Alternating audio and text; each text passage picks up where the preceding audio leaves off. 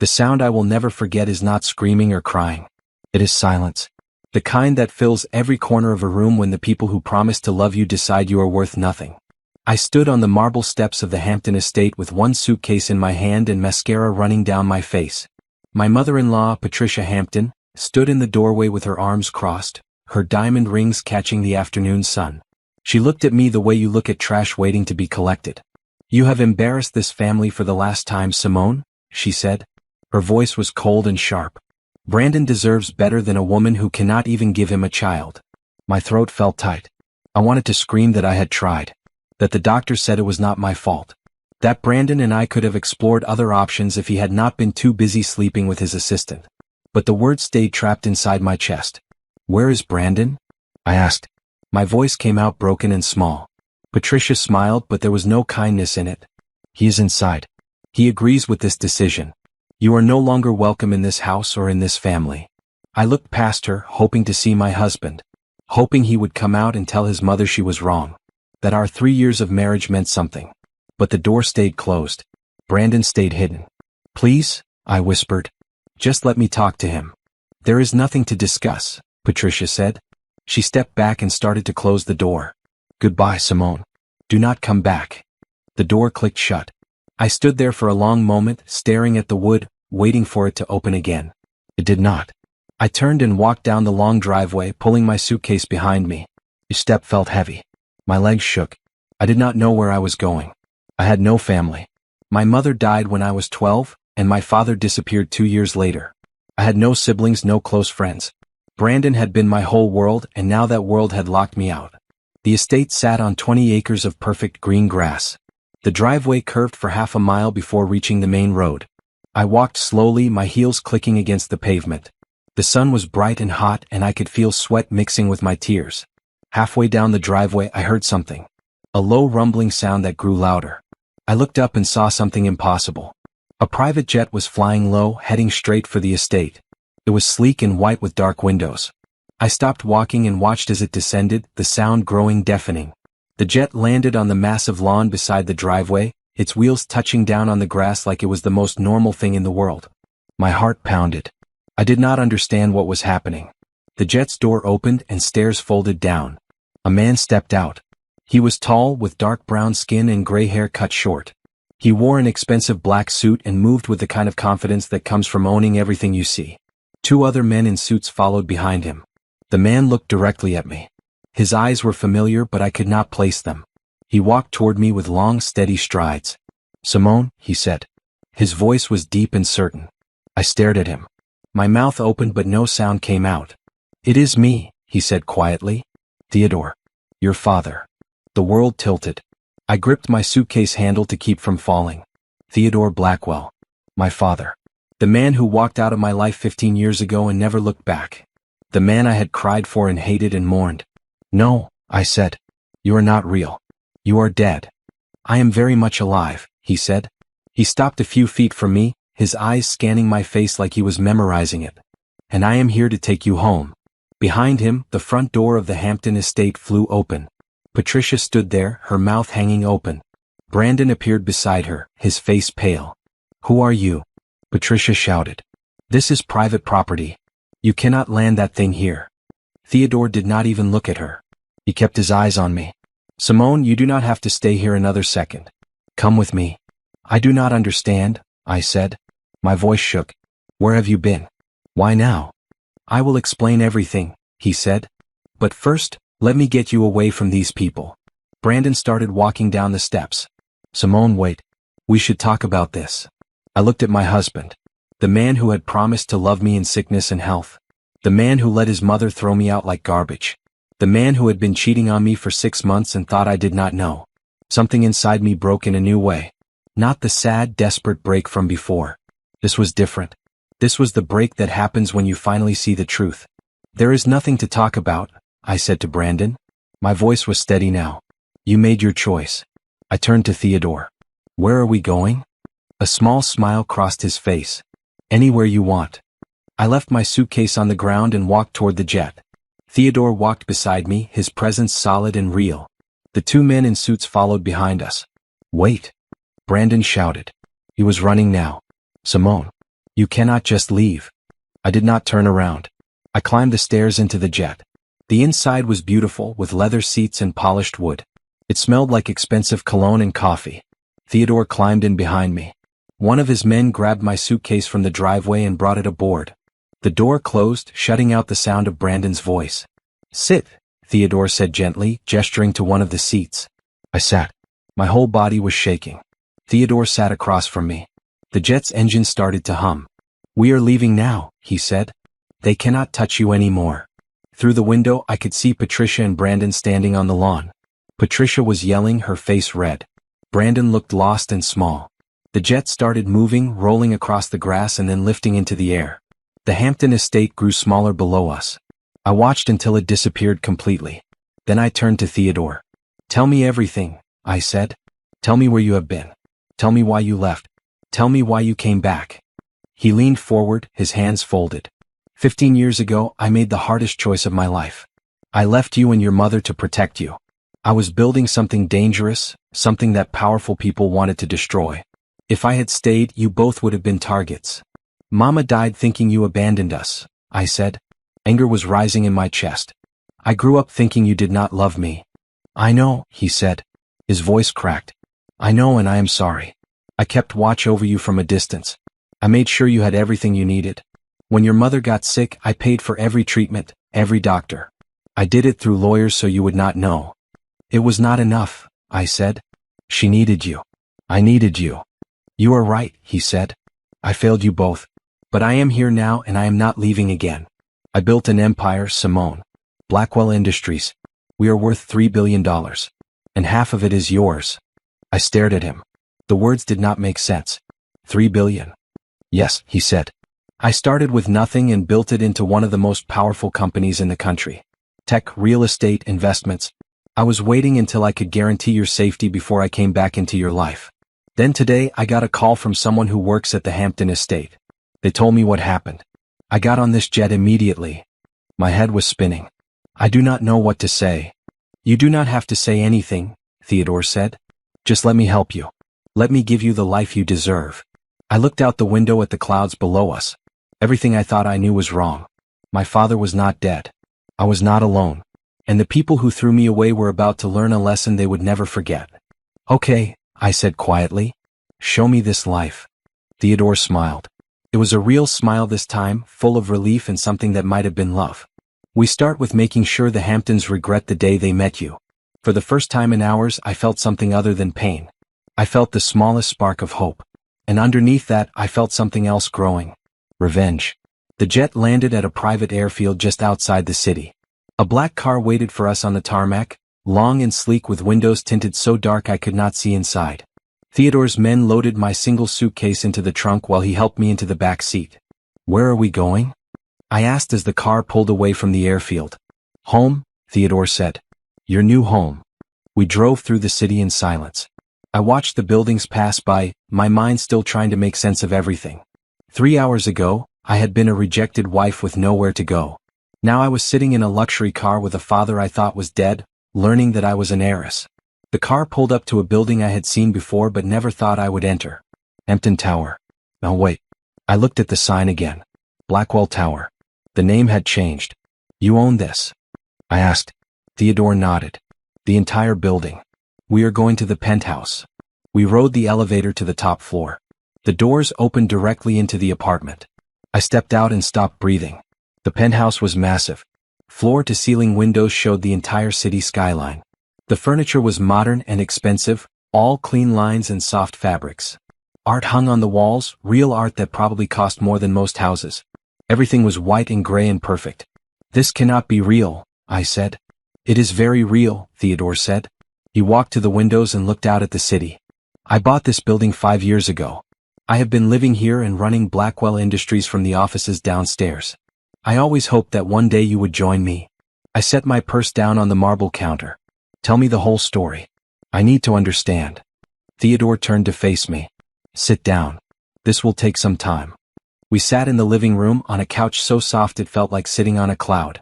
Theodore took a deep breath. "When you were 9 years old, I was working as an engineer for a small tech company," he began. "I invented something. A type of software that could predict market trends with scary accuracy. My boss wanted to steal it and claim it as his own. When I refused, he threatened our family. He had connections to dangerous people, Simone.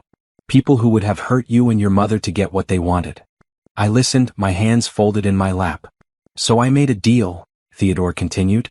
I disappeared. I let everyone think I was dead. In exchange, they left you and your mother alone. I took my software and moved across the country. I started over with a new identity. I built Blackwell Industries from nothing. But Mama, I said. My voice broke. She died thinking you left us because you did not care. Theodore's eyes filled with tears. That is the guilt I live with every day. I wanted to tell her the truth, but any contact would have put you both in danger. So I stayed away. I watched from a distance. When she got sick, I made sure she had the best doctors, even though she never knew it was me. The medical bills, I said, remembering. They were always paid. We never knew who. That was me, Theodore said. After she passed, I kept watching over you. I saw you meet Brandon Hampton. I did not like him from the start, but you seemed happy. I wanted you to have a normal life, even if I could not be part of it. Why come back now? I asked. Theodore's face hardened. Because someone called me this morning. One of the housekeepers at the Hampton estate. She has worked for me before, keeping an eye on things. She told me what Patricia said to you. What Brandon did. How they threw you out. He stood up and paced to the window. I got on that jet immediately. My daughter will never be treated like that again. I felt tears coming again, but these were different. These were not tears of sadness. These were tears of relief. The people who threatened us before, I said. Are they still dangerous? They do not exist anymore, Theodore said. Their company went bankrupt 8 years ago. The man who threatened us died of a heart attack. You are safe now. You have always been safe for years. I was just waiting for the right time to come back. And you think now is the right time? Theodore turned to look at me. I think you need your father. And maybe I need my daughter. We have lost too much time already. I stood and walked to him. We stood side by side looking out at the city. What happens now? I asked. Now we make the Hamptons understand who you really are, Theodore said. His voice was calm, but there was steel underneath. They think you are nobody. They think you have nothing. They are about to learn how wrong they are. I do not want their apology, I said. I do not want them back. Good, Theodore said. Because what I have planned is much better than an apology. He led me to his office, a room with dark wood and leather chairs. He pulled up something on his computer and turned the screen toward me. Hampton Enterprises relies on 3 major partnerships for their business, Theodore said. Construction contracts with the city, investment backing from Sterling Financial, and shipping agreements with Pacific Freight. What they do not know is that I own controlling interest in all 3 companies. I stared at the screen. You own them? Through shell companies and investments, yes, Theodore said. I have been quietly buying up pieces of their business world for the last 2 years. I did not plan to use it. I just wanted to make sure I could protect you if I needed to. And now? I asked. Now I make some phone calls, Theodore said. By the end of the week, Hampton Enterprises will lose all 3 contracts. Their business will collapse. They will lose everything. I should have felt guilty. I should have felt bad. But I did not. I remembered Patricia's face as she told me I was not good enough. I remembered Brandon hiding inside while his mother threw me out. Do it, I said. Theodore smiled. There is one more thing. I want you to work for me. At Blackwell Industries. You have a business degree, correct? Yes, I said. But I never used it. Brandon said I did not need to work. Brandon was a fool, Theodore said. I want you in my company. I want to teach you everything. And when the time is right, I want you to take over. Take over? I asked. The whole company? You are my daughter, Theodore said. This empire is your birthright. But first, you need to learn how it works. Are you ready? I thought about the woman I had been this morning. Quiet, scared, dependent. That woman was gone. She died on the marble steps of the Hampton estate. Yes, I said. I am ready. Theodore pulled out his phone. Then let us make some calls. The Hamptons' day is about to get much worse. I watched as he dialed the first number. He spoke calmly and professionally, but his words were devastating. Within an hour, he had contacted all 3 companies. The contracts with Hampton Enterprises would be terminated by the end of the business day. My phone buzzed. I looked down and saw 12 missed calls from Brandon and 7 from Patricia. There were text messages too, but I did not read them. Instead, I turned my phone off completely. They are panicking, Theodore said, noticing. They probably just got the calls about the contracts. Good, I said. Theodore showed me to my room. It was huge, with a king-sized bed and another wall of windows. My clothes from the suitcase looked small and sad when he put them in the closet. Tomorrow we go shopping, Theodore said. You need a new wardrobe. Everything designer. Everything expensive. I want everyone to see that you are somebody. I do not need expensive clothes, I said. This is not about need, Theodore said. This is about showing the world who you are. Trust me. That night, I lay in bed and stared at the ceiling. The sheets were soft and smooth, better than anything I had ever felt. The room was silent except for the faint sound of the city below. I thought about Brandon. I wondered if he was thinking about me. I wondered if he regretted his choice. But mostly, I wondered how I had wasted 3 years of my life on someone so weak. My phone was still off, charging on the nightstand. I did not turn it back on. Whatever Brandon and Patricia wanted to say, I did not want to hear it. Tomorrow my new life would really begin. Tomorrow I would start learning how to run an empire. And somewhere in that future, the Hamptons would realize they had thrown away the wrong woman. I closed my eyes and fell asleep with a smile on my face. I woke up to sunlight flooding through the windows. For a moment I forgot where I was. Then I remembered. The penthouse. Theodore. Everything had changed. There was a knock on my door. Simone. Theodore's voice came through. Breakfast is ready. I got dressed in the best clothes I had, which suddenly looked cheap and old in this beautiful room. When I walked into the kitchen, Theodore was sitting at the counter with coffee and pastries spread out in front of him. Good morning, he said. How did you sleep? Better than I have in months, I admitted. We ate breakfast together and it felt strange and wonderful at the same time. I had not had breakfast with my father since I was a child. He asked me questions about my life, about school, about my marriage. I answered honestly, even the painful parts. Brandon never wanted me to work, I said. He said his wife should not have to. That it made him look bad. Theodore's jaw tightened. He wanted to control you. I know that now, I said. After breakfast, Theodore took me to his office building. Blackwell Industries took up 15 floors of the tower. We rode the elevator to the top floor where Theodore's main office was located. People stared as we walked through. I could feel their eyes on me, curious and questioning. Theodore did not seem to notice or care. His office was impressive. Huge windows, expensive furniture, and walls covered with awards and certificates. A woman sat at a desk outside his door, middle-aged with kind eyes and perfect posture. Simone, this is Lauren, my assistant, Theodore said. Lauren, this is my daughter.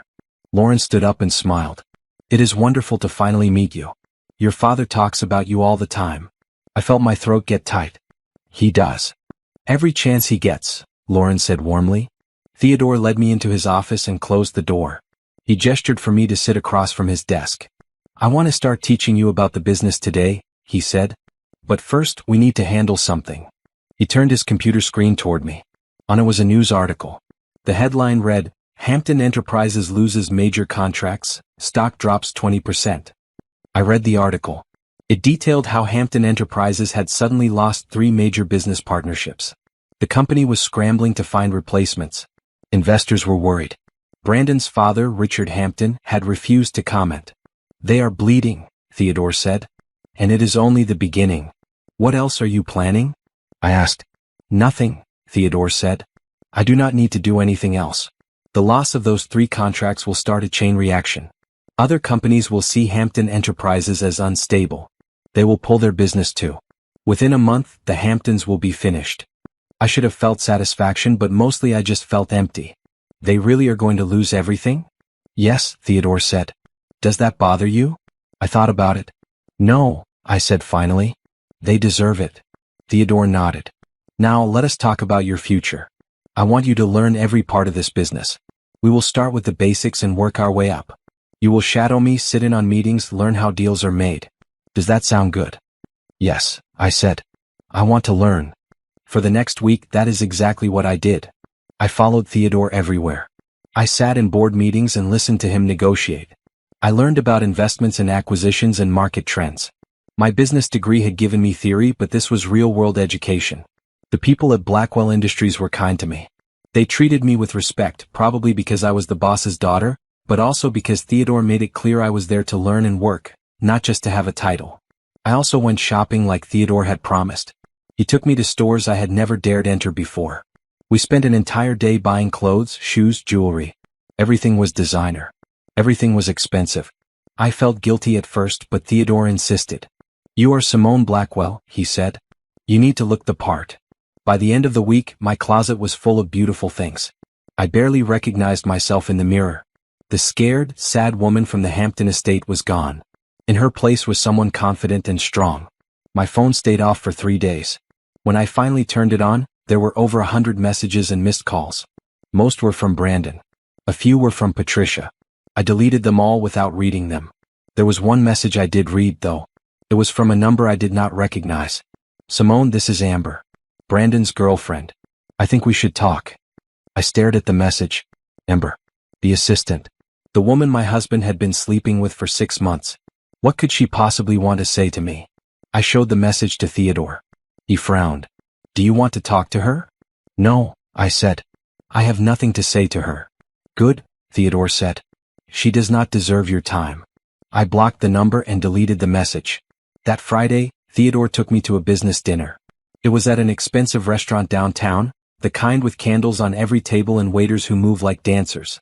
We were meeting with some potential investors. I wore a black dress that Theodore had bought me, simple but elegant. My hair was styled, my makeup perfect. I looked like I belonged in this world. The investors were impressed with Theodore's presentation. They asked smart questions and Theodore answered with confidence. I sat quietly, observing and learning. Near the end of dinner, one of the investors turned to me.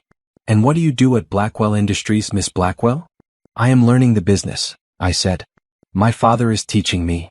"She will be running the company someday," Theodore added. "She is brilliant." I felt my face get hot, but I smiled. "I have a lot to learn first." "She is being modest," Theodore said. "Simone has a sharp mind. She sees things I miss." The investors smiled and nodded. We finished dinner and they agreed to invest. It was a successful night. As we left the restaurant, Theodore put his hand on my shoulder. "You did well tonight." I barely said anything, I pointed out. "You did not have to," Theodore said. "You carried yourself with confidence. That matters more than words." We drove back to the penthouse. In the car, my phone buzzed. I looked at it and saw a news alert. Hampton Enterprises files for bankruptcy protection. I showed Theodore. He read it and nodded slowly. It happened faster than I expected. "Do you think Brandon knows it was you?" I asked. "Maybe," Theodore said. "But he cannot prove anything. And even if he could, what would he do? Sue me? He does not have the money anymore." I looked out the window at the city lights. Somewhere out there, Brandon was probably panicking. His family's empire was crumbling. The life he knew was over. I waited to feel guilty. I waited to feel bad. But I did not. I felt free. "Thank you," I said to Theodore. "For what?" he asked. "For coming back," I said. "For saving me." Theodore reached over and squeezed my hand. "You are my daughter. I would do anything for you." That night, I stood in my room and looked at myself in the mirror. The woman staring back was someone new. Someone stronger. Someone ready for whatever came next. My old life was gone. And I was glad. Monday morning started with a phone call. I was getting ready for work when Lauren called my cell phone directly. "Simone, there are reporters outside the building," she said. "They are asking about you in the Hamptons. Your father wanted me to warn you before you come down." "Reporters?" I asked. "Why?" "The bankruptcy story broke over the weekend," Lauren explained. "Someone leaked that you are Theodore Blackwell's daughter. They are connecting the dots." I felt my stomach drop. "They think Theodore destroyed the Hampton business because of me?" "That is what they are asking about," Lauren said. "Your father is handling it. But he wanted you to know." I finished getting dressed and met Theodore in the kitchen. He was on his phone, talking in a low, firm voice. When he saw me, he ended the call. "You heard?" he asked. "Lauren called," I said. "What do we do?" "We tell the truth," Theodore said. "I pulled my business from Hampton Enterprises because they are unstable and poorly managed. My personal life has nothing to do with my business decisions. That is the official statement." "But it is not the whole truth," I said. Theodore smiled grimly. "The whole truth is none of their business." We went down to the office together. The reporters were outside, cameras and microphones ready. Theodore walked right past them without stopping. I followed close behind, keeping my head up and my face calm. "Mr. Blackwell, Is it true you bankrupted Hampton Enterprises to get revenge for your daughter? One reporter shouted. Theodore did not answer. We made it inside and the security guards kept the reporters out. That was scary, I admitted once we were in the elevator. They will lose interest soon, Theodore said. This story will die down. But he was wrong. The story did not die down. It grew. By Tuesday it was everywhere. Business magazines, gossip websites, even the local news. Everyone wanted to know about Theodore Blackwell's long-lost daughter and the fall of the Hampton family. I tried to ignore it and focus on work. Theodore had me sitting in on meetings about a new acquisition. Blackwell Industries was buying a small tech startup and I was learning how the process worked. During lunch, I made the mistake of checking social media. There were pictures of me everywhere. Someone had found my old social media accounts and screenshots were being shared. People were calling me a gold digger, a spoiled princess, and worse. There were pictures of Brandon too. He looked terrible, tired, and angry. There were pictures of his parents outside their estate, looking lost and scared. I put my phone away and tried to forget about it. Wednesday afternoon, Lauren knocked on the door of the small office Theodore had given me. There is someone here to see you, she said. She looked uncomfortable. Her name is Amber Collins. My blood went cold. Brandon's girlfriend? Yes, Lauren said. She said it is urgent. Should I tell her to leave? I wanted to say yes. I wanted to never see this woman's face. But something made me curious. What could she possibly want? Give me 5 minutes, I said. Then send her in. Lauren nodded and left. I stood up and straightened my jacket. I looked at myself in the small mirror on the wall. I looked professional and put together. I looked strong. The door opened and Amber walked in. She was younger than me, maybe 25. Pretty, with long brown hair and nervous eyes. She was wearing jeans and a sweater, nothing fancy. She looked like she had been crying. Thank you for seeing me, she said quietly. I have 5 minutes, I said. My voice was cold. What do you want? Amber sat down in the chair across from my desk. She twisted her hands together in her lap. I am pregnant, she said.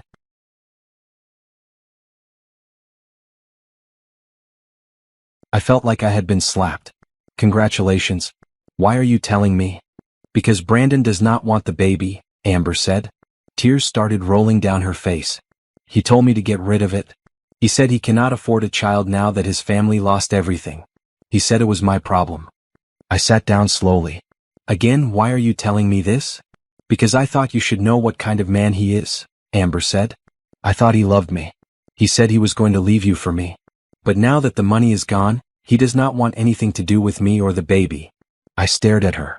Part of me felt satisfaction. Brandon was showing his true colors. But another part of me felt something close to pity for this foolish girl. What do you want from me? I asked. Money? Help. No, Amber said quickly. I do not want anything from you. I just thought you deserved to know. And I wanted to say I am sorry. I should not have gotten involved with a married man. What I did was wrong. Yes, it was, I said flatly. Amber stood up. I will go now. I am sorry for bothering you. She turned to leave, but I spoke. Amber. She turned back. What are you going to do? I asked. About the baby? I am keeping it, Amber said. Her voice was stronger now. I'm going to raise this baby on my own. I do not need Brandon. I nodded. Good luck. Amber left. I sat at my desk for a long time thinking. Brandon had gotten his mistress pregnant and then abandoned her when the money ran out. He was even worse than I thought. I told Theodore about the visit that evening. We were in his office going over some contracts. She came to you? Theodore asked. He looked surprised. She wanted me to know what kind of man Brandon is, I said. Like I do not already know. Are you okay? Theodore asked gently. I am fine, I said. Honestly, I feel nothing. Brandon is not my problem anymore. Theodore nodded. Good. You are moving forward. That is what matters. That night, I got a text from a number I did not recognize. When I opened it, my breath caught. It was Brandon. Simone, please. We need to talk. I made a terrible mistake. I'm sorry. Please give me another chance. I love you. I stared at the message. 3 weeks ago, these words would have made me cry. They would have made me hope. But now they just made me angry. I blocked the number without responding. Thursday morning, another news story broke. Someone had leaked information about Amber's pregnancy. The headlines were brutal.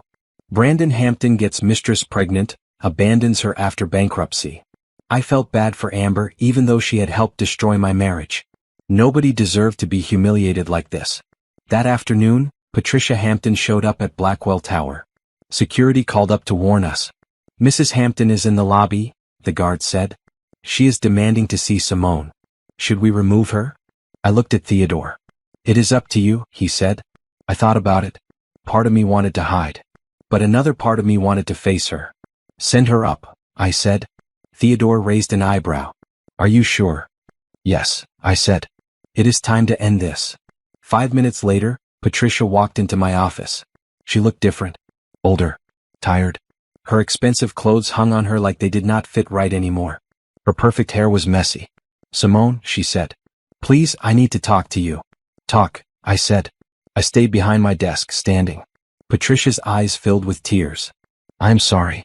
I'm so sorry for what I said to you. For how I treated you. Please, you have to help us. Your father is destroying our family." "My father made business decisions," I said calmly. "That has nothing to do with me." "Please," Patricia begged. "Brandon made a mistake. We all made mistakes. But we do not deserve this. We are losing everything. Our home, our company, everything." I looked at this woman who had treated me like trash. This woman who had told me I was not good enough. This woman who had thrown me out of her home without a second thought. "You are right," I said. "You do not deserve this. You deserve worse." Patricia's face crumpled. "Simone, please." "You threw me out like I was nothing," I said. My voice was steady but hard. "You told me I embarrassed your family. You let your son cheat on me and then blamed me for it. You never once treated me with respect. And now you want my help." "I was wrong," Patricia sobbed. "I know I was wrong. Please." "No," I said. "I'm not helping you. I'm not helping Brandon. You made your choices. Now live with them." "Your father could fix this with one phone call," Patricia said desperately. "You are right," I said. "He could. But he will not. Because I asked him not to." Patricia stared at me. "You are doing this? This is your revenge." "This is not revenge," I said. "This is consequences. You treated people badly and now you are paying for it. That is how the world works." "Please," Patricia whispered. "Brandon is my son." "And I was his wife," I said. "Did that matter to any of you?" Patricia had no answer. She stood there crying for a moment, then turned and left. I sat down at my desk and took a deep breath. My hands were shaking, but not from fear. From power. Theodore appeared in my doorway. "I am proud of you," he said. "Why?" I asked. "Because you stood your ground," he said. "You did not let guilt change your mind. That takes strength." That weekend, Theodore and I went to his lake house upstate. It was beautiful and quiet, far from the city and the reporters and the drama. We spent Saturday fishing and talking. It was peaceful. On Sunday, we were having breakfast on the dock when Theodore's phone rang. He answered it, listened for a moment, and then smiled. "What?" I asked. "Hampton Enterprises officially filed for Chapter 7 bankruptcy this morning," he said. "They are liquidating everything. It is over." I looked out at the water. The sun was shining. Birds were singing. Everything felt clean and new. "Good," I said. And I meant it. Back in the city, I threw myself into work. Theodore had given me a real position at Blackwell Industries, not just shadowing him anymore. I was now an associate director in the acquisitions department. I had my own projects, my own responsibilities. It felt good to be busy. It kept my mind off everything else. One Monday morning, I was in a meeting when Lauren knocked and whispered something to Theodore. His face got serious. He excused himself from the meeting and gestured for me to follow. "What is wrong?" I asked once we were in the hallway. "Brandon is downstairs," Theodore said. "He got past security by claiming he had a delivery. He is demanding to see you." My heart started racing. "What should I do?" "Nothing," Theodore said. "I will have him removed." "No," I said. "I want to see him." Theodore looked at me carefully. "Are you sure?" "Yes," I said. "I need to do this." We went down to the lobby together. Brandon was there, looking desperate and angry. His suit was wrinkled. He had not shaved. He looked like he had not slept in days. When he saw me, his face changed. "Simone," he said. He tried to walk toward me, but security held him back. "You have 2 minutes," I said. "Say what you came to say." "I made a mistake," Brandon said. His voice was shaking. "The biggest mistake of my life. I should never have let my mother throw you out. I should never have cheated on you. I'm sorry. Please, we can fix this. We can start over. No, I said simply. Please, Brandon begged. I love you. I know I did not show it, but I do. We were happy once, remember? We can be happy again. We were never happy, I said. I was just too blind to see it. You never loved me, Brandon. You loved having a wife who made you look good. You loved controlling me. But you never loved me. That is not true, Brandon said. Simone, please. My family has lost everything. I have nothing left. You are the only person who can help me. There it is, I said. The real reason you are here. You do not want me back. You want my money. You want my father's help. Brandon's face went red. That is not fair. It is the truth, I said. You do not love me. You never did. And I do not love you anymore either. I am done. You are doing this because of your father, Brandon said. His voice turned angry. He poisoned you against me. He destroyed my family to get revenge. No, I said. You destroyed your own family. You cheated. You lied. You are weak. This is not my fault, and it is not my father's fault. This is your fault. Brandon's face twisted with rage. You think you are better than me now? Because you have money? You are nobody, Simone. You were nothing when I met you, and you are nothing now. Theodore stepped forward, his voice deadly calm. That is enough. Get out. Security grabbed Brandon's arms. He struggled, but they were stronger. You will regret this. Brandon shouted as they dragged him toward the door. You will regret treating me like this. No, I said quietly. The only thing I regret is marrying you. They removed him from the building. I stood in the lobby, my heart pounding. Theodore put his hand on my shoulder. Are you okay? He asked. Yes, I said. And I was. Brandon had no power over me anymore. He was just a man I used to know. That week I focused on my work. I was leading the acquisition of a small software company. It was my first real project, and I wanted to do it perfectly. I spent hours researching, preparing presentations, running numbers. Theodore checked on me throughout the week. Do not work too hard, he said. You need to rest too. I am fine, I said. This feels good. It feels like I am building something. On Thursday, I had to present the acquisition plan to the board. I was nervous but prepared. I walked into the boardroom with my head high. The board members were all older men and women, powerful and intimidating. But I had learned from Theodore. I spoke clearly and confidently. I showed them the numbers, explained the strategy, answered their questions. When I finished, there was silence. Then one of the board members, an older woman named Grace, smiled. Excellent work, Miss Blackwell, she said. I vote yes. One by one, the other board members agreed. The acquisition was approved. It was my first big win. Theodore hugged me after the meeting. I knew you could do it, he said. Thank you for believing in me, I said. That night, I treated myself to dinner at my favorite restaurant. I sat alone at a table by the window, enjoying a glass of wine and a nice meal. I felt proud and strong. As I was finishing dessert, I noticed someone watching me. A woman sitting across the restaurant. She was older, maybe 50, with gray hair and kind eyes. She smiled when I looked at her. I smiled back, unsure what else to do. The woman stood up and walked over to my table. I am sorry to bother you, she said. But are you Simone Blackwell? Yes, I said carefully. I thought so, the woman said. I am Grace Coleman. From the board meeting today. Oh, I said, standing up. It is nice to see you again. I wanted to tell you something, Grace said. Your presentation today was one of the best I have seen. You have real talent. Do not let anyone tell you otherwise. Thank you, I said. That means a lot. Grace handed me a business card. If you ever want advice or just someone to talk to, call me. The business world can be lonely for women. We need to support each other. I took the card and smiled. I will. Thank you. Grace left and I sat back down. I looked at the card in my hand. For the first time, I felt like I had a future. A real future built by me. The next week, Theodore surprised me with an invitation.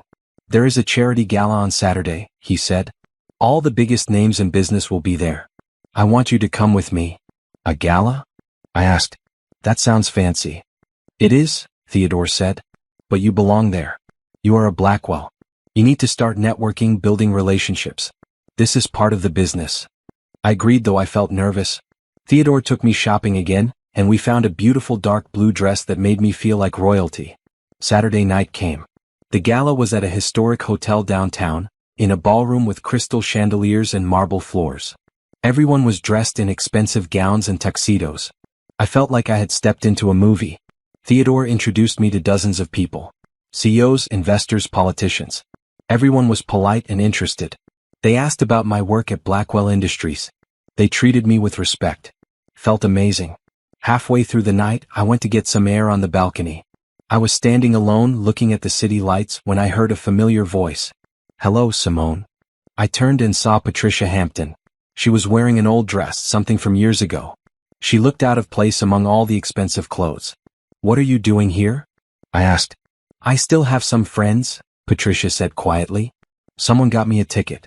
I needed to see you." "We have nothing to talk about," I said. "Please," Patricia said. "Just listen. Brandon is falling apart. He drinks all day. He does not eat. He barely speaks. He needs help." "That is not my problem," I said. "He is talking about hurting himself," Patricia said. Her voice broke. "Please, Simone. I know we hurt you. I know we deserve this. But please do not let my son destroy himself." I felt a flicker of something. Not sympathy exactly, but something human. "If he is talking about hurting himself, get him professional help. Call a doctor. But do not come to me." "We do not have money for doctors anymore," Patricia said. "That is not my problem," I repeated. "You made your choices. Now live with them." Patricia's face hardened. "You have become cruel." "No," I said. "I have become strong. There is a difference." I walked past her and went back inside. Theodore was waiting for me. "Was that Patricia?" he asked. "Yes," I said. "She wanted me to help Brandon." "And?" Theodore asked. I said no, I said. "Am I a bad person?" Theodore took my hand. "No. You are protecting yourself. That is not cruel. That is survival." The rest of the night was wonderful. I danced with Theodore, laughed with new friends, and forgot about the Hamptons completely. When we got home, Theodore gave me a small box. "Open it," he said. Inside was a beautiful necklace, simple and elegant with a small diamond pendant. "It was your mother's," Theodore said. "I have been keeping it safe for you." Tears filled my eyes. "Really?" "She would want you to have it," Theodore said. "She would be so proud of who you have become." I put the necklace on. It felt warm against my skin like my mother was with me. "Thank you," I whispered. That night I fell asleep feeling complete. I had lost a husband, but I had gained so much more. I had my father back. I had a career. I had a future. And I had myself. The next few weeks passed quickly. I was busier than I had ever been, working on multiple projects at Blackwell Industries. Theodore gave me more responsibility and I proved I could handle it. My confidence grew with every success. The media attention finally started to die down. There were still occasional articles about the Hampton bankruptcy, but my name appeared less and less. People were moving on to other stories. One afternoon in early November, Lauren came into my office looking concerned. "Simone, there are some people here from the Hampton estate," she said. "They say they need to speak with you about personal belongings." I frowned. "What personal belongings?" "They said you left things at the house when you moved out," Lauren explained. "They are liquidating everything and wanted to know if you want to claim anything before it goes to auction." I had not thought about my things in weeks. Some clothes, some books, a few pieces of jewelry that Brandon had given me. Nothing I really wanted. "Tell them to donate everything," I said. "I do not want anything from that house." Lauren nodded and left. But 20 minutes later she was back. "They are insisting you come to the estate to sign some papers," she said. "Something about liability and making sure you do not claim anything later." I sighed. I did not want to go back to that house. But if it would close this chapter completely, maybe it was worth it. "Fine," I said. "I will go tomorrow morning." That night I told Theodore about the situation. He did not like it. "I do not trust them," he said. "This could be a trap to get you there so Brandon or Patricia can ambush you." "I will bring security," I said. "Just 2 of your men. I will sign the papers and leave. 30 minutes, that is it." Theodore still looked worried, but he agreed. "Take Marcus and James. They will keep you safe." The next morning, I drove to the Hampton estate with 2 of Theodore's security guards following in another car. It felt strange going back. The last time I was here, I was crying and broken. Now I was strong and successful. But I still felt my stomach twist as we drove up the long driveway. The estate looked different. The grass was brown and overgrown. Some windows were broken. The fountain in the front circle was dry and dirty. The whole place looked sad and forgotten. A man in a suit met me at the door. He introduced himself as the bankruptcy trustee.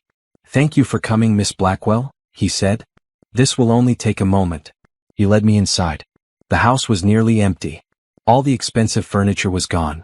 The art was gone. Even the curtains had been taken down. Our footsteps echoed in the empty rooms. "We need you to sign here," the trustee said, showing me a document. "This confirms you are not claiming any property from the estate." I read the document quickly. It was exactly what he said. I signed it. "Is that all?" I asked. "Actually, there is one thing," the trustee said. "Mr. Hampton asked if he could speak with you. Just for a moment." My body went cold. "Brandon is here?" "Yes," the trustee said. "He is upstairs. He said it is important." "No," I said firmly. "I am not seeing him." "Please," a voice said from the stairs. Brandon appeared, looking even worse than the last time I saw him. He had lost weight. His eyes were red and hollow. "Please, Simone. 5 minutes. That is all I ask." Marcus and James stepped closer to me, ready to protect me. But something in Brandon's voice made me pause. He was not angry anymore. He was broken. "5 minutes," I said. "Say what you need to say." Brandon came down the stairs slowly. He looked at the guards, then at me. "Can we talk alone?" "No," I said. "They stay." Brandon nodded. He ran his hands through his hair, a nervous gesture I remembered from our marriage. "I am leaving," he said. "Moving across the country. Starting over. I just wanted to say goodbye." "Okay," I said. "Goodbye." "And I wanted to say I am sorry," Brandon continued. His voice cracked. "Really sorry. Not because I want you back or want your money. Just because it is true. I treated you terribly. I was selfish and stupid and cruel. You deserved better." I stared at him. I had wanted to hear these words for so long. But now that he was saying them, they felt empty. "Why are you telling me this?" I asked. "Because I need you to know that you were right," Brandon said. "About everything. I did not love you the way I should have. I took you for granted. I let my mother control me. I am weak, just like you said. And now I have lost everything because of it." "Yes, you have," I said. "I do not expect you to forgive me," Brandon said. "I just wanted you to know that I finally understand what I lost. You were the best thing in my life and I threw you away." I felt nothing. No anger, no sadness, no satisfaction. Just emptiness. "I hope you find whatever you are looking for," I said. "But I am not part of your story anymore. Goodbye, Brandon." I turned to leave. Brandon did not try to stop me. I walked out of that house for the second and final time, and this time I was not crying. Marcus and James followed me to the car. As we drove away, I looked back at the estate one last time. It looked like a ghost house, empty and forgotten. Good, I thought. Let it fade away. Let all of it fade away. When I got back to the office, Theodore was waiting for me. "How did it go?" he asked. "It is over," I said. "Really over. Brandon is moving away. The house is being sold. I signed papers giving up any claim to anything. I am done with all of it." Theodore hugged me. "I am proud of you. You handled that with grace." "I feel nothing," I admitted. "Is that wrong?" "No," Theodore said. "That is healing. You have moved past anger and sadness. Now you are just at peace. That is a good thing." Over the next few weeks, I focused on building my career. The software company acquisition went through successfully, and it brought Blackwell Industries $30 million in profit. Theodore was thrilled. "You have a gift for this," he told me. "You see opportunities that others miss." I was also making friends at work. There was a woman named Elena in the marketing department who I had lunch with a few times. She was funny and smart and did not care about my last name or my money. She just liked me for me. "Want to grab drinks after work?"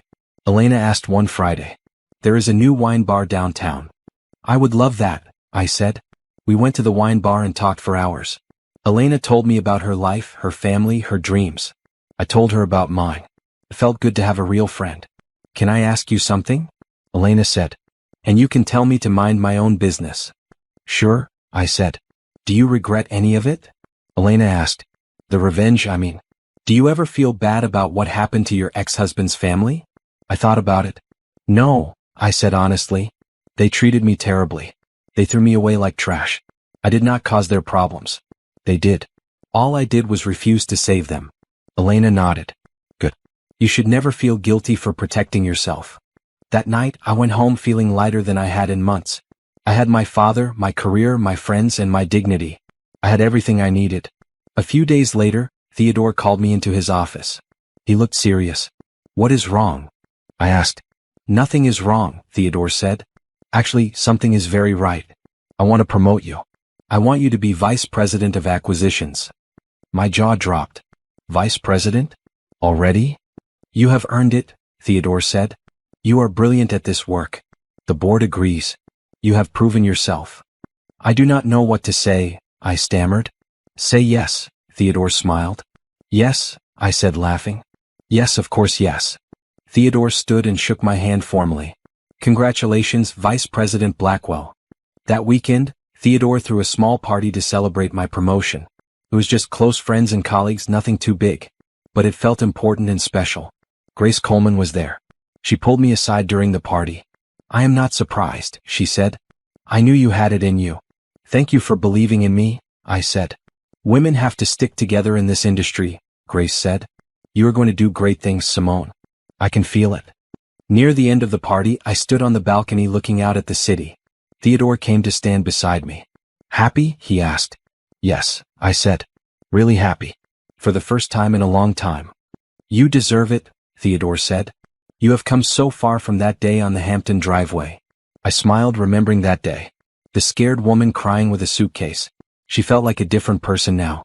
Like someone I used to know but could barely remember. "Thank you for saving me," I said to Theodore. "No," Theodore said. "You saved yourself. I just gave you the tools." That night, I fell asleep in my beautiful room in my beautiful home, with my beautiful future ahead of me. The past was gone. The pain was gone. Only possibility remained. Winter came to the city. Snow fell soft and white, covering everything in clean silence. I had never liked winter before, but now it felt like a fresh start. A blank page.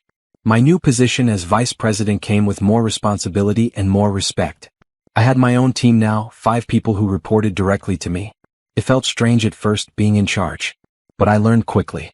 Theodore taught me how to lead. "Do not just give orders," he said. "Listen to your team. Value their input. Make them feel important, because they are."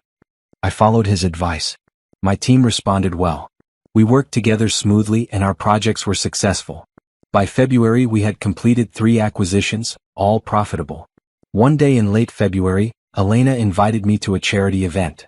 "It is for children's literacy," she explained. "Boring speeches, expensive food, you know the drill. But it is for a good cause. Want to come?" "Sure," I said. "It sounds nice."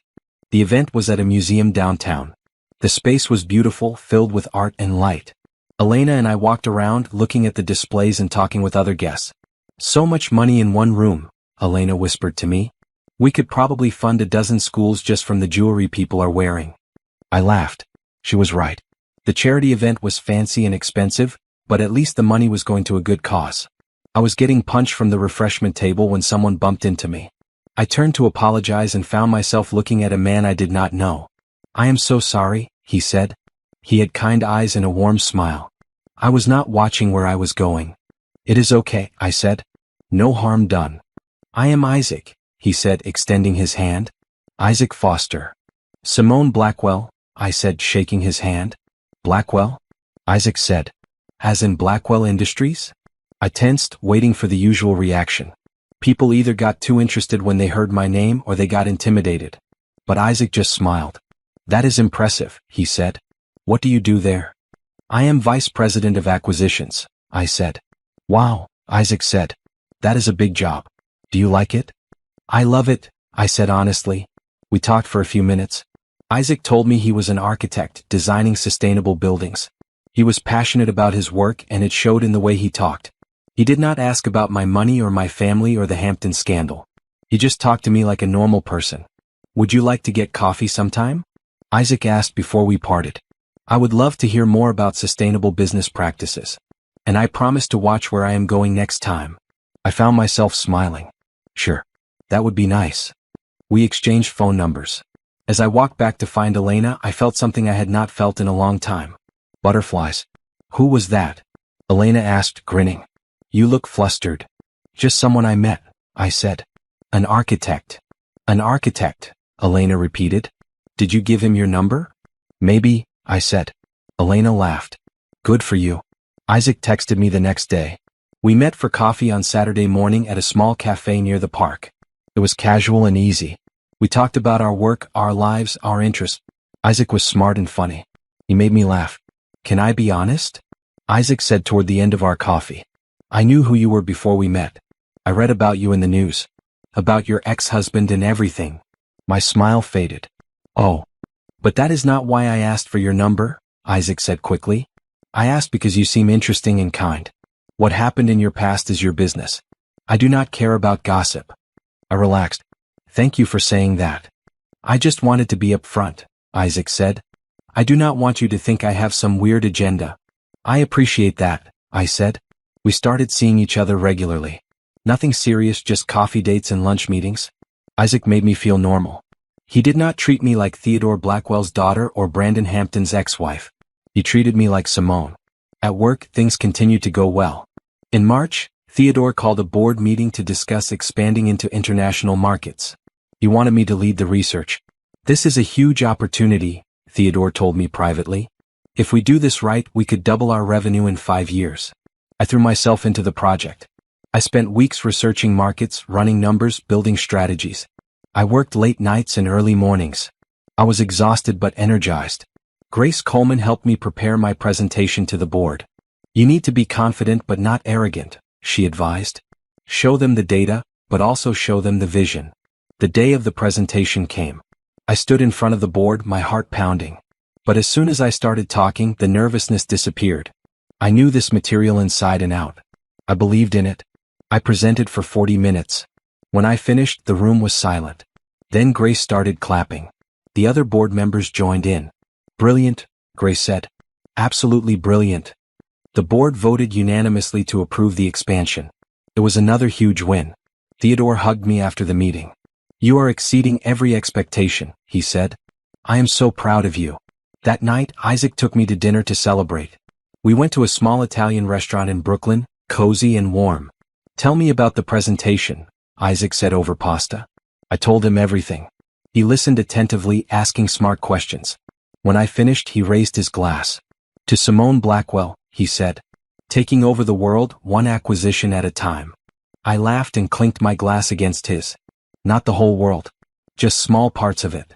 As we ate, Isaac told me about his current project. He was designing a school in a low-income neighborhood, trying to make it beautiful and functional on a tight budget. That is amazing, I said. You are doing something that really matters. So are you, Isaac said. Creating jobs, building businesses. That matters too. I liked how he saw things. How he did not divide the world into important and unimportant work. Everything had value if you did it with care. After dinner, Isaac walked me to my car. The night was cold but clear, stars visible above the city lights. I really enjoy spending time with you, Isaac said. I hope we can keep doing this. Me too, I said. He smiled and kissed my cheek. It was gentle and respectful. My heart fluttered. I drove home feeling happy. Genuinely happy. Not the desperate, clingy happiness I had felt with Brandon. This was different. This was peaceful and real. Over the next few weeks, Isaac and I continued seeing each other. We went to museums, tried new restaurants, took walks in the park. It was simple and nice. One Saturday, Isaac invited me to see the school he was designing. We drove to the neighborhood together. The area was rough, with old buildings and broken streets. But Isaac's face lit up as we approached the construction site. This is it, he said. It is not much yet, but it will be beautiful when it is done. He showed me the plans, explaining every detail. The big windows to let in natural light. The courtyard for kids to play. The library with comfortable reading spaces. You are changing lives with this building, I said. I hope so, Isaac said. Every kid deserves a nice place to learn. I realized in that moment that Isaac was a good man. A truly good man. Not like Brandon, who pretended to be good but was selfish underneath. Isaac actually cared about people. In April, Theodore told me he was taking a vacation. I have not taken time off in 10 years, he said. I'm going to travel through Europe for 3 weeks. You will be in charge while I am gone. In charge of the whole company? I asked, shocked. Yes, Theodore said. You are ready. I trust you completely. It was terrifying and exciting. For 3 weeks, I ran Blackwell Industries. I made decisions, led meetings, handled problems. It was the hardest thing I had ever done, but also the most rewarding. When Theodore came back, he looked relaxed and happy. How did it go? He asked. See for yourself, I said, showing him the reports. Revenue was up. All projects were on schedule. No major problems. Theodore looked at the numbers and smiled. You did not just maintain things. You improved them. Simone, you are ready. Ready for what? I asked. To run your own company, Theodore said. I want to set you up with your own division of Blackwell Industries. You will have complete control. Your own team, your own budget, your own vision. What do you think? I could not speak for a moment. My own company. My own empire. Yes, I finally said. Yes, I want that. Good, Theodore said. Let us build something amazing together. That night I called Isaac and told him the news. He was thrilled for me. You are incredible, he said. I am so proud of you. Thank you, I said, for believing in me. Always, Isaac said. As I fell asleep that night, I thought about how far I had come. A year ago I was broken and lost. Now I was strong and successful. I had my father, my career, my friends, and maybe something special with Isaac. The Hamptons were a distant memory. Brandon was gone from my life completely. And I had never been happier. This was not revenge. This was victory. May brought warm weather and new beginnings. Theodore and I worked together to set up my new division. We called it Blackwell Innovations, focused on investing in sustainable technology and ethical businesses. I built my team carefully. I hired people who shared my values, who wanted to do good work and make a difference. Elena joined my team as head of marketing. Grace Coleman agreed to be an advisor. This is your chance to build something from scratch, Theodore told me. Make it yours. I worked harder than ever. My division was small at first, just 15 people. But we were passionate and focused.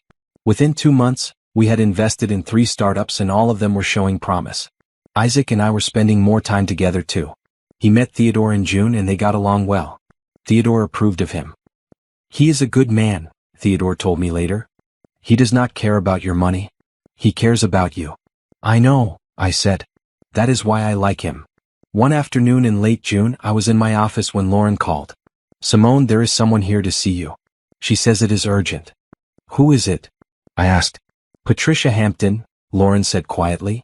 My stomach dropped. I had not seen or heard from Patricia in months. What could she possibly want now? Should I send her away? Lauren asked. No, I said. Send her in. A few minutes later, Patricia walked into my office. She looked terrible. She had aged years in the past few months. Her clothes were cheap and ill-fitting. Her hair was gray and unwashed. She looked broken. Thank you for seeing me, Patricia said. Her voice was small and weak. What do you want? I asked. My voice was cold but not cruel. Patricia sat down without being invited. Brandon tried to hurt himself last week. I felt my heart stop. What? He took pills, Patricia said. Tears streamed down her face. A lot of pills. Richard found him and called an ambulance. They saved him, but barely. I did not know what to say.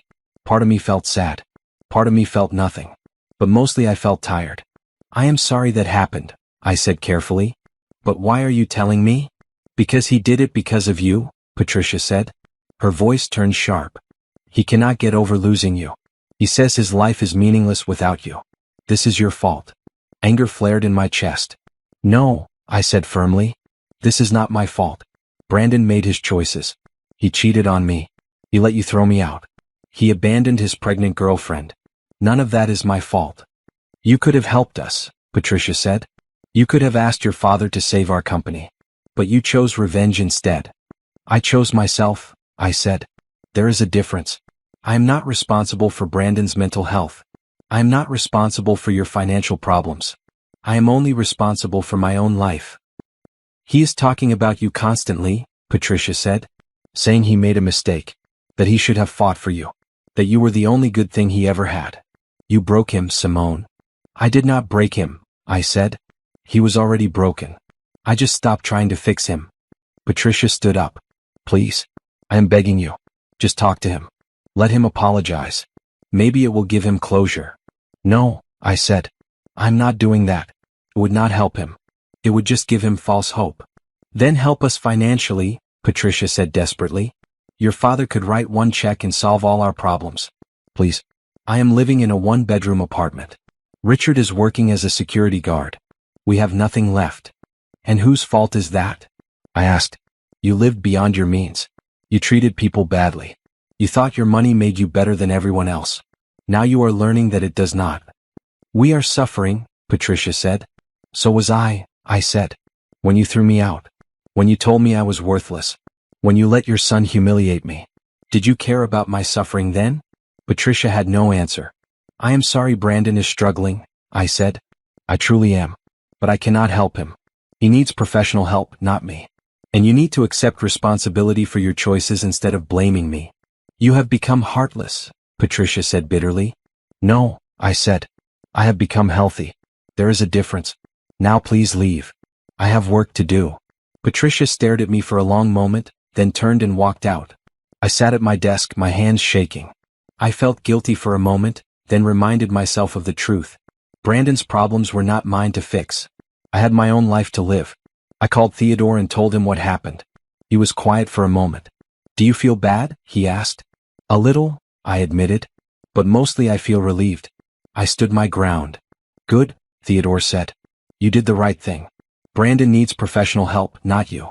You cannot save someone who does not want to save themselves. That evening I met Isaac for dinner. I told him everything. He listened without judgment. That must have been hard, Isaac said. Are you okay? Yes, I said. I'm okay. I just feel tired of the Hamptons showing up and trying to make me feel guilty. When does it end? It ends when you decide it ends, Isaac said. You cannot control what they do. You can only control how you respond. He was right. I decided then that this was the last time. No more meetings with Patricia. No more messages from Brandon. I was done completely. 2 days later I received a letter. It was delivered to the office, addressed to me personally. The return address said it was from a hospital.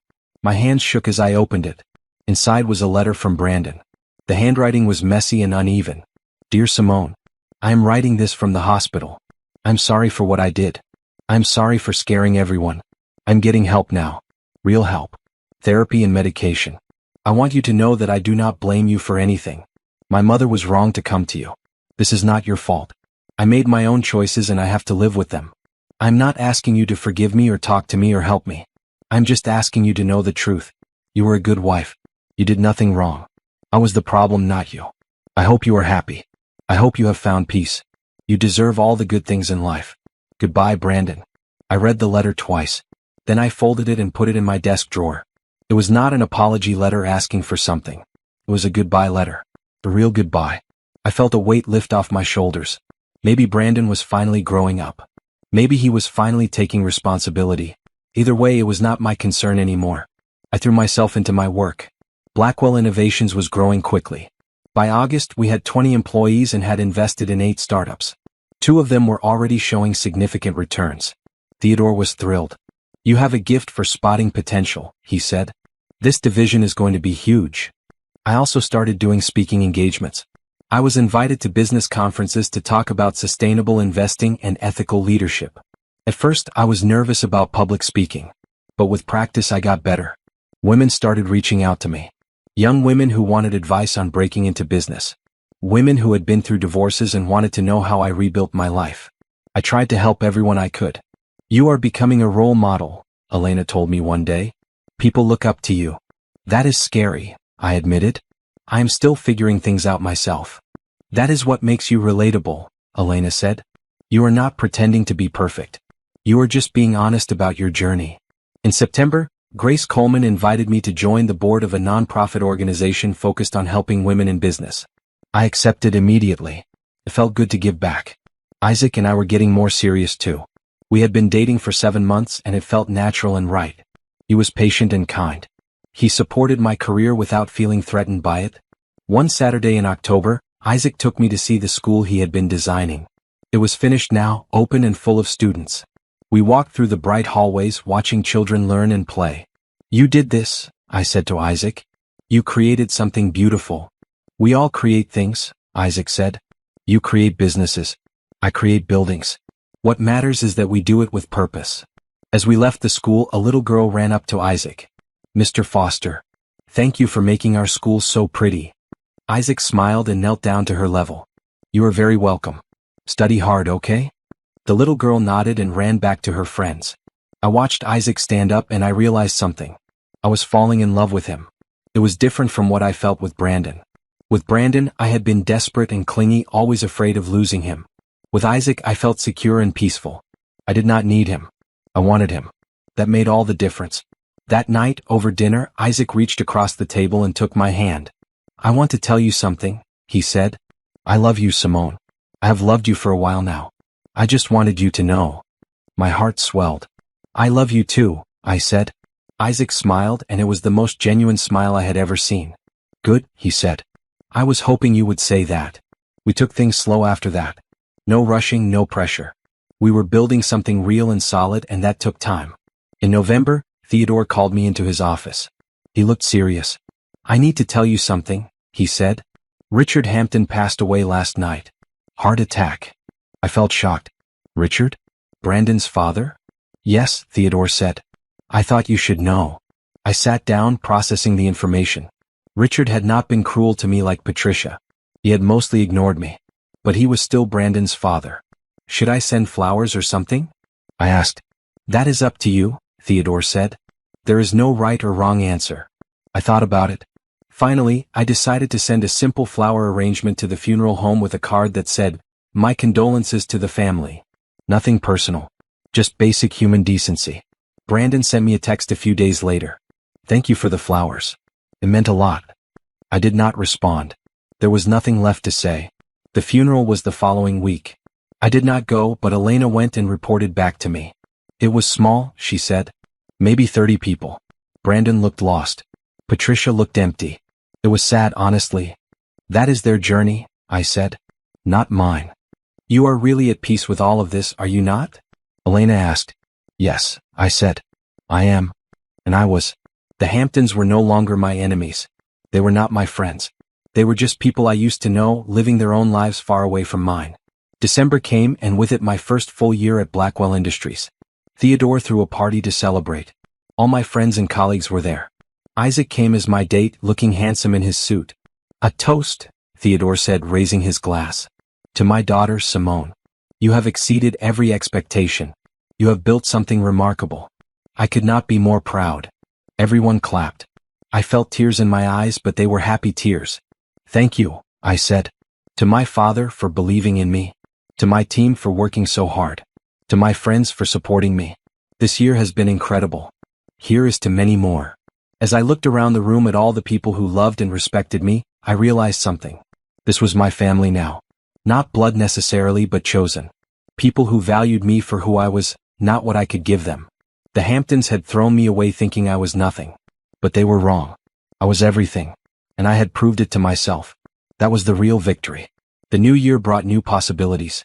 January was cold but bright, the kind of weather that makes everything feel fresh and clean. I started the year with a clear head and full heart. Blackwell Innovations was thriving. We had doubled our investments and tripled our staff. I had to move to a bigger office space to accommodate everyone. It felt surreal having built something so significant in just 1 year. "You are a natural leader," Theodore told me during one of our weekly check-ins. "I knew you would be good at this, but you have exceeded even my highest hopes." "I learned from the best," I said, smiling at him. Our relationship had healed completely.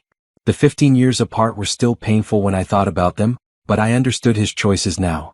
He had been protecting me. And now he was helping me build an empire. Isaac and I celebrated our 1-year anniversary in February.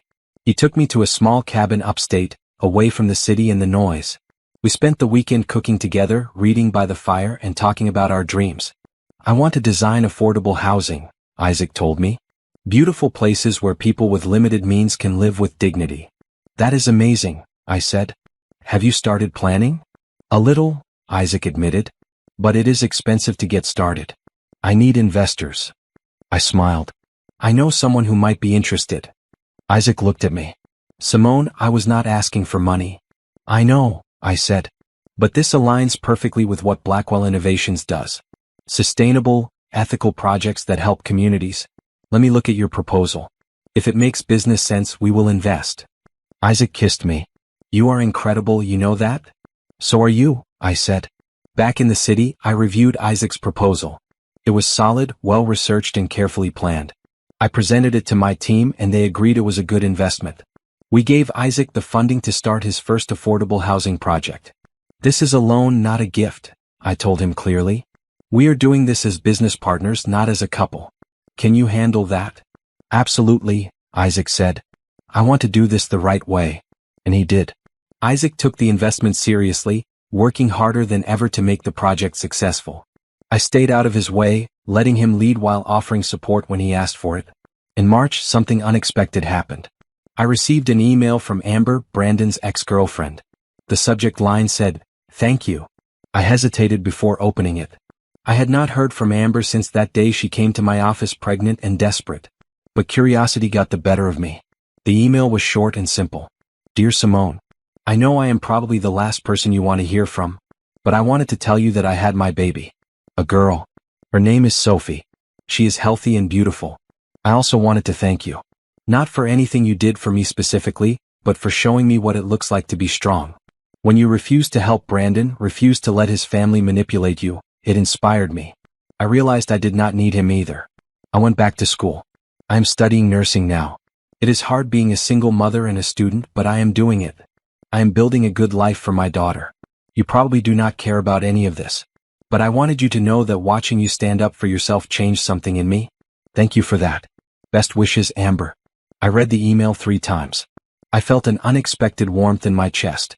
Amber had learned from my strength. She was building her own life. Good for her. I wrote back a simple response. Congratulations on your daughter. I'm glad you are doing well. Best of luck with school. I did not offer money or help. That was not my responsibility. But I could acknowledge her effort and wish her well. That felt right. Spring came and brought with it a new opportunity. A major business magazine wanted to feature me in their 30 Under 30 issue. I was 28 now, and apparently I had made enough of an impact to be noticed. The interview was long and thorough. They asked about my business philosophy, my goals, my journey. They asked about the Hampton situation too, but I kept my answers professional. That chapter of my life is closed, I told the interviewer. I am focused on the future now, not the past. The article came out in April.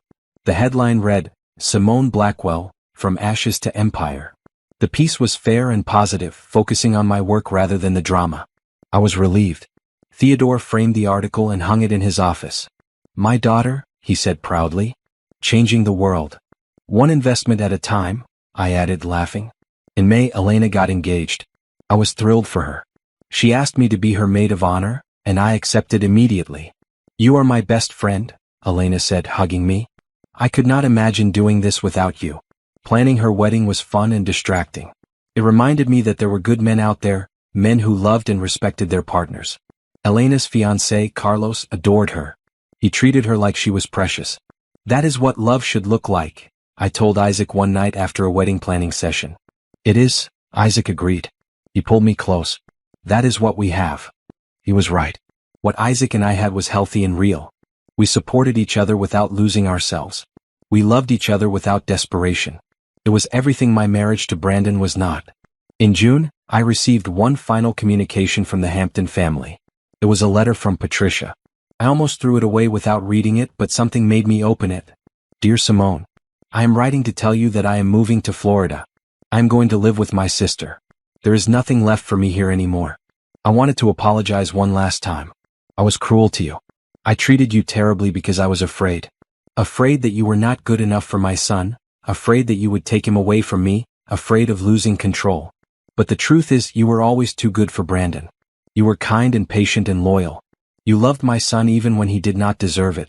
And I threw you away because of my own insecurities. I do not expect forgiveness. I just wanted you to know that I was wrong. About everything. Brandon is doing better now. He is in therapy. He moved to California and got a job teaching at a community college. He is rebuilding his life. He asked me to tell you that he hopes you are happy. I hope you are happy too. You deserve it. Patricia Hampton. I read the letter twice. Then I folded it carefully and put it in a box with Brandon's letter from the hospital. These were the final words. The ending of a chapter. I did not write back. There was nothing left to say. But I felt a sense of closure. The Hamptons had finally accepted responsibility. They had finally acknowledged the truth. That was enough. I told Theodore about the letter that evening. We were having dinner together at his place, something we did once a week. How do you feel? Theodore asked.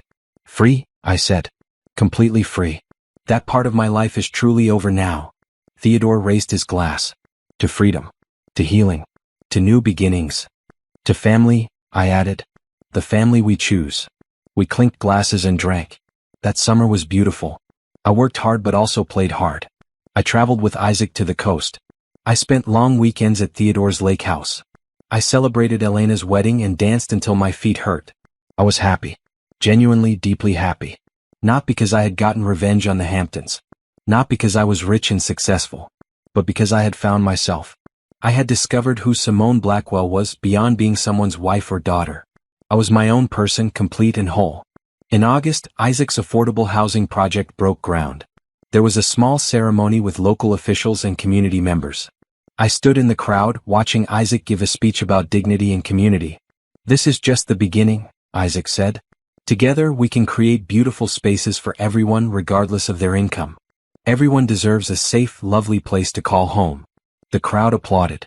I felt proud of him, proud of us, proud of what we were building together. After the ceremony, Isaac found me in the crowd. Thank you, he said, for believing in this project. For believing in me. Always, I said. That night we went back to my penthouse. We sat on the balcony looking out at the city lights. Everything felt perfect and peaceful. Simone, Isaac said quietly, can I ask you something? Of course, I said.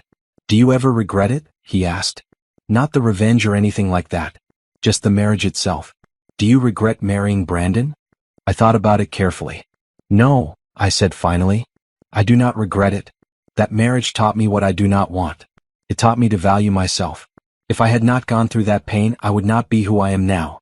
So no, I do not regret it. Isaac nodded. That is a healthy way to see it. What about you? I asked. Do you have regrets? Just one, Isaac said. I regret not meeting you sooner. I laughed and kissed him. Life was good. Life was really, really good. As summer turned to fall, I reflected on my journey. 2 years ago, I had been thrown out of the Hampton estate with nothing but a suitcase and a broken heart. Now I had everything. A father who loved me. A career I was passionate about. Friends who supported me. A man who respected me. The Hamptons had tried to destroy me. Instead they had freed me. That was the sweetest revenge of all. October arrived with crisp air and golden leaves. It had been exactly 2 years since that terrible day on the Hampton estate steps. 2 years since Theodore landed in that jet and changed my life forever. I woke up on the anniversary feeling grateful instead of sad. That day had been the worst day of my life, but it had also been the beginning of my real life. Theodore called me early. Happy anniversary, he said. That is a weird thing to celebrate, I said laughing. Not the bad part, Theodore clarified. The part where I got my daughter back. That is worth celebrating. We met for breakfast at our favorite cafe. Over pancakes and coffee we talked about how far we had come. Blackwell Innovations is being featured in Forbes next month, I told him. They are calling it one of the fastest growing investment firms in the country. Because you are brilliant, Theodore said. I had nothing to do with that success. It is all you. You gave me the foundation, I said. The knowledge, the support, the opportunity. I could not have done it without you. We make a good team, Theodore said, smiling. After breakfast, I went to the office. My team had planned a surprise celebration. When I walked in, there were balloons and a cake that said, 2 years of excellence. You guys are too much, I said, but I was touched. Elena organized the party. We wanted to celebrate you, she said. You have built something amazing here. You have given all of us opportunities we never would have had otherwise. I looked around at my team. 25 people now, all talented and dedicated. We had invested in 15 startups, created jobs for hundreds of people, and made sustainable business practices profitable. I was proud of what we had accomplished together. Thank you all, I said. But this is not just my victory. It is ours. We did this together. That evening there was a charity gala downtown. It was for a cause I cared about, funding education for underprivileged children. Theodore and I were both major donors, so we were expected to attend. I wore a stunning emerald green dress that made me feel like royalty. Isaac met me at the penthouse, looking handsome in his tuxedo. You look beautiful, he said, kissing my cheek. You clean up pretty well yourself, I said. We arrived at the gala fashionably late. The ballroom was packed with the city's most influential people. Business leaders, politicians, celebrities. I had been to enough of these events now that I did not feel intimidated anymore. I belonged here. Theodore found us quickly. There is someone I want you to meet, he said, leading us across the room. He introduced me to the mayor, to several CEOs, to a senator. Everyone was polite and interested. They asked about Blackwell Innovations, about my vision for sustainable business. I answered confidently, no longer the shy woman I had been 2 years ago. We were standing near the bar when I heard a familiar voice behind me. Simone. I turned around and felt my heart stop. It was Brandon. He looked different. Healthier than the last time I had seen him. He had gained weight, looked rested. His suit was nice but not expensive. He was with a woman I did not recognize, plain-looking but kind-eyed. Brandon, I said evenly. What are you doing here? I am teaching business at the community college, Brandon explained. The school bought a table at this event. I did not know you would be here. There was an awkward silence. Isaac stepped closer to me, a silent show of support. Theodore watched Brandon carefully, ready to intervene if needed. This is Laura, Brandon said, gesturing to the woman beside him. My girlfriend. Laura, this is Simone. My ex-wife. Laura smiled nervously. It is nice to meet you. You too, I said politely. Brandon looked at Isaac, then at Theodore. You look good, Simone. You look happy. I am, I said simply. I am glad, Brandon said. He seemed genuine. I really am. You deserve to be happy. Thank you, I said. You look better too. I am glad you are doing well. And I meant it. I did not love Brandon anymore. I did not hate him either. I just felt nothing. He was a stranger wearing the face of someone I used to know. I should let you get back to your evening, Brandon said. It was good to see you. You too, I said. Brandon and Laura walked away. Isaac squeezed my hand. Are you okay? Yes, I said. I am fine. That was easier than I expected. Because you have moved on, Theodore said. Really moved on. Is your past. This, he gestured around the room, is your present and future. We stayed at the gala for another hour. I danced with Isaac, talked with friends, gave a short speech about the importance of education. When they announced the amount raised for the charity, $3 million, everyone applauded. Blackwell Innovations had contributed $500,000 of that. As the night wound down, I found myself on the balcony alone for a moment. I looked out at the city, at all the lights and life below. I thought about the woman I had been 2 years ago, crying on a driveway with nowhere to go. That woman would not recognize me now. And that was a good thing. There you are, Isaac said, joining me on the balcony. What are you thinking about? About how far I have come, I said. About how much has changed. Isaac wrapped his arms around me from behind. You should be proud. You took the worst day of your life and turned it into fuel. You built something incredible. We all did, I said. You, Theodore, Elena, my team. I did not do this alone. But you led the way, Isaac said. You chose strength over bitterness. You chose building over destroying. That takes courage. I turned to face him. I love you, I said. Thank you for being part of this journey. I love you too, Isaac said. And I want to keep being part of it. For as long as you will have me. We kissed under the stars and everything felt right. The following week, Theodore called me into his office. He looked serious but not worried. Sit down, he said. I want to talk to you about something important. I sat curious. What is it? I am thinking about retiring, Theodore said. Not completely. I would still consult and stay on the board. But I want to step down as CEO of Blackwell Industries. My eyes widened. Really? Yes, Theodore said. I am 62 years old. I have been running this company for 25 years. It is time for new leadership. Younger vision. Who are you thinking of? I asked. Theodore smiled. You. I stared at him. Me? CEO of Blackwell Industries. Yes, Theodore said. You are ready. You have proven yourself 1,000 times over. The board respects you. The company respects you. You are the obvious choice. That is huge, I said. My mind was racing. I do not know what to say. Say yes, Theodore said. Say you will take everything I built and make it even better. Say you will carry on the Blackwell legacy. I thought about it for a long moment. CEO of Blackwell Industries. It was more responsibility than I had ever imagined. But I was ready. I knew I was ready. Yes, I said. I will do it. Theodore stood and hugged me. I am so proud of you, Simone. Your mother would be proud too. Tears filled my eyes. I wish she could see this. She can, Theodore said softly. I believe that. And she is smiling. The announcement was made in November. Simone Blackwell, at age 28, would become the new CEO of Blackwell Industries. Theodore would transition to chairman of the board. The news made headlines. Business magazines wrote profiles. I gave interviews explaining my vision for the company's future. Some people questioned whether I was too young or too inexperienced, but most people were supportive.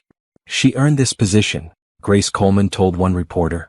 Simone Blackwell is one of the smartest business minds I have ever encountered. The company is in excellent hands. My transition to CEO was smooth. I had learned from Theodore, shadowed him, absorbed everything I could. I knew the company inside and out. I was ready. On my first official day as CEO, I sat in Theodore's old office, now mine. It felt surreal. 2 years ago I had nothing. Now I was running a billion-dollar company.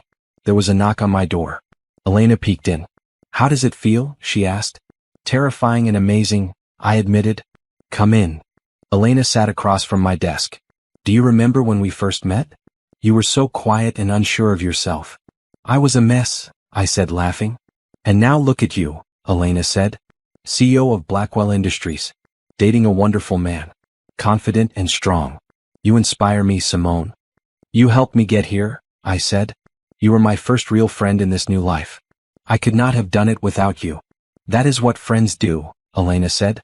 "We lift each other up." That weekend, Isaac took me to see his affordable housing project. The first building was nearly finished. It was beautiful, modern, and bright with green spaces around it. 60 families will live here, Isaac said. 60 families who could not afford decent housing before. That is because of you, Simone. Your investment made this possible. We did it together, I said. As we walked through the building, I felt a deep sense of satisfaction. This was what success really meant. Not revenge. Not showing up my enemies. But creating something meaningful that helped real people. December came, bringing the holiday season. Theodore hosted a big Christmas party at his lake house. All my friends and colleagues came. Elena and Carlos, now married. Grace and her husband. Isaac's family. My whole chosen family together. We ate and drank and laughed and celebrated. At one point, Theodore stood up to make a toast. 2 years ago, I made a decision that changed my life, he said. I came back for my daughter. It was the best decision I ever made. Simone, you have exceeded every expectation, broken every boundary, and made me prouder than I ever thought possible. To Simone. To family. To the future. Everyone raised their glasses. To Simone. I felt tears on my cheeks, but they were happy tears. I looked around at all these people who loved me, who believed in me, who had helped me become who I was meant to be. The Hamptons had thrown me away thinking I was worthless. They had tried to destroy me. But they had failed. Because I was not worthless. I never had been. I had rebuilt my life from nothing. I had found my father, built a career, made real friends, found real love. I had become someone I was proud to be. That was my revenge. Not destroying them, but becoming better than they ever imagined I could be. That night, after everyone had gone home, Isaac and I walked down to the lake. The moon was bright, reflecting on the water. Everything was quiet and peaceful. This has been quite a year, Isaac said. It really has, I agreed. Simone, Isaac said. He stopped walking and turned to face me. There is something I want to ask you. My heart started racing. Isaac knelt down on one knee. I love you, he said. You are the strongest, kindest, most incredible woman I have ever met. You inspire me every day to be better. Will you marry me? He opened a small box. Inside was a simple, beautiful ring. I felt joy flood through me. This was nothing like my first proposal. This was real and right and perfect. Yes, I said, laughing and crying at the same time. Yes, I will marry you. Isaac slipped the ring on my finger and stood up, pulling me into a kiss. It felt like the beginning of a new chapter. The best chapter. As we walked back to the house hand in hand, I thought about how far I had come. From that driveway where I had been discarded, to this moment where I had everything I ever wanted. The Hamptons were far away, living their own lives. I wished them no harm, but I also did not think about them anymore. They were not part of my story anymore. This was my story now. Simone Blackwell. CEO. Fiancé. Daughter. Friend. Leader. I had taken my pain and turned it into power. I had taken my loss and turned it into gain. I had taken the worst day of my life and used it as a foundation to build something beautiful. That was my revenge. That was my victory. And it was sweeter than I ever could have imagined.